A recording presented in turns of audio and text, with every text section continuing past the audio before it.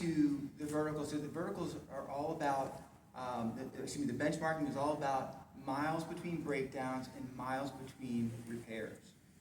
So when we look at the second quarter of 2021, it shows a 2% increase in the miles between breakdowns over first quarter 2021.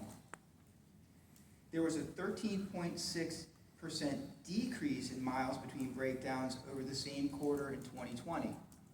And let me just note, this is a very odd quarter to be benchmarking against, because Q2 2020 is when the economy shut down. So, what ends up happening is trucks were parked, especially with the LTL and the tanker fleets, while the truckload carriers, we saw high demand. So the frequency of unscheduled roadside repairs varied widely by vertical. For example, truckload breakdowns were 23,769 miles between breakdowns, where you had LTL fleets were 46,186 miles between breakdowns, and the tanker fleets at 18,241 miles between breakdowns. All three verticals, though, saw an improvement in miles between breakdowns over Q1 2021. In fact, truckload carriers saw close to a 10% improvement in miles between breakdowns over Q1 2021, followed by LTL at 5.2% and tank fleets at 1.5%.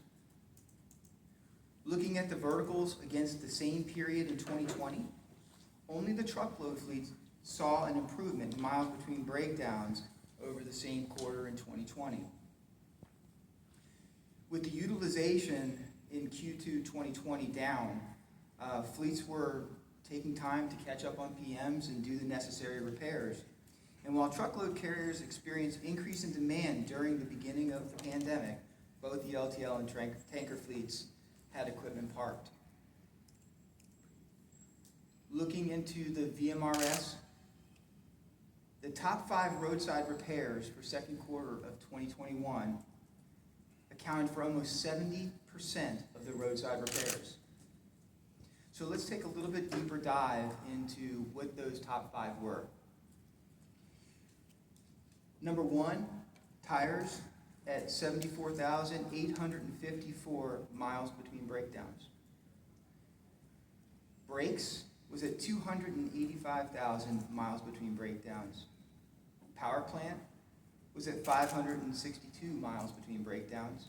Lighting systems at 725,000 miles between breakdowns, and cranking systems at 902,000 miles between